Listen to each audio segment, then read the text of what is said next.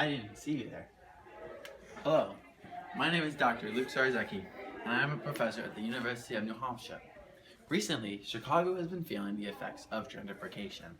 Gentrification has both positive and negative effects.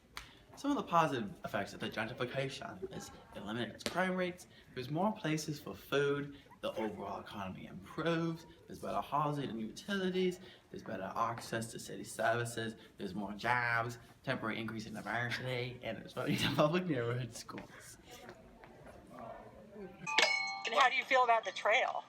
I love it. Awesome. I think it's nice. Very nice. Yeah. Yeah. Something we'll probably use more often, you know? Yeah. Instead of being on the streets. It's more safe. You know? Yeah, it's more safer, especially when they're on the way towards the lake. The guys do a lot of rides towards the lake, so it would be nice to take this as far as it goes, then from there, you know, one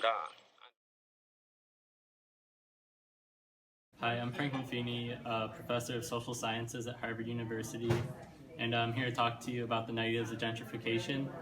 So gentrification causes rent to increase, which forces the original inhabitants out of that neighborhood, and this causes an increased racial tensions, and small businesses are pushed out by larger chains. For example, on the north side of Chicago, a gentrified area reported closings of local restaurants after a Target was open.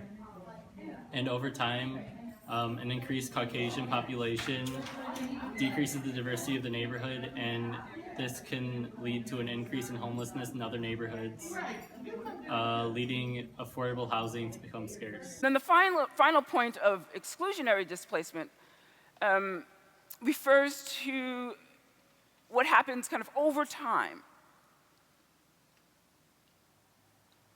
Over time, what we notice is that even people in the protected units decide to leave. And well, it may be their own decision. They have agency in leaving. They're leaving because the neighborhood feels unfamiliar. Little by little, the mostly Latino neighborhood known as Pilsen is changing. Recently, amid the brightly colorful signs of its Hispanic businesses, something a little different. A small gourmet coffee shop known as Beau Trust appeared in 2014. First sticker was right in front of the door, and I believe that's the one that had the phrase, "White people leave Pilsen." There are obviously strong fears about gentrification here. Fears that if the wealthy move in, rents and prices will go up and drive out the others. There was this recent statement from a group called the Pilsen Alliance. While the racial character of the message must be rejected, the sense of frustration must be noted.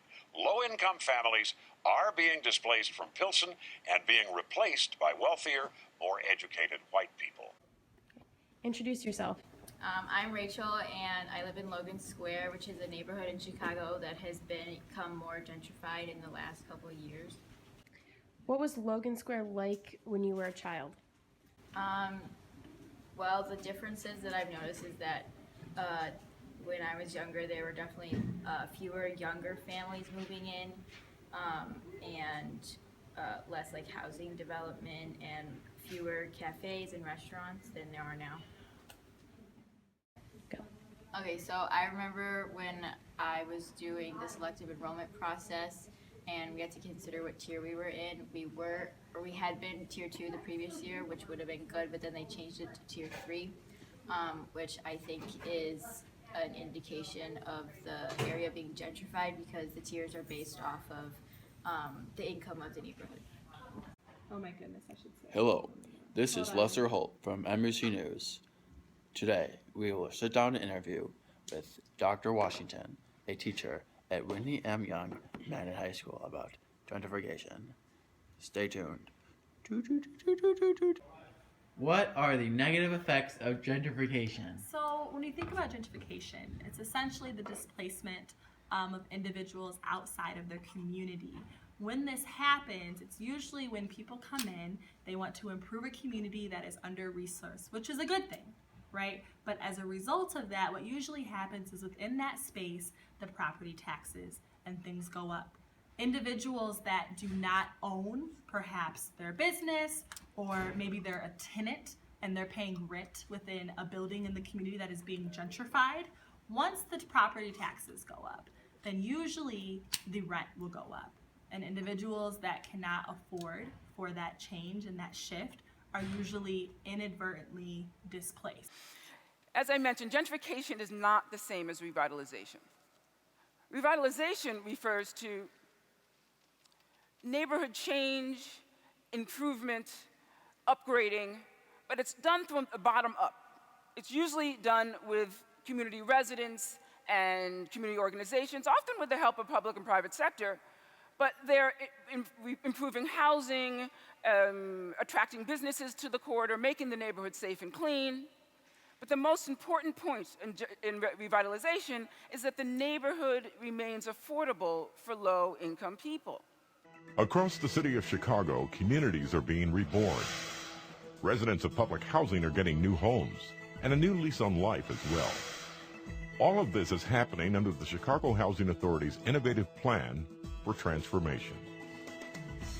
The Plan for Transformation is a comprehensive $1.6 billion plan to turn Chicago's isolated public housing developments into healthy, mixed-income communities.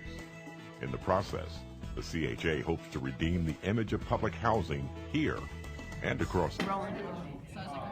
Oh, it's you again. We are doing some things to revitalize the city, but we are not doing enough. Every day, people are pushed out of their homes and forced into other low-income areas. Gentrification is a cover-up for the problem. We need to prevent it.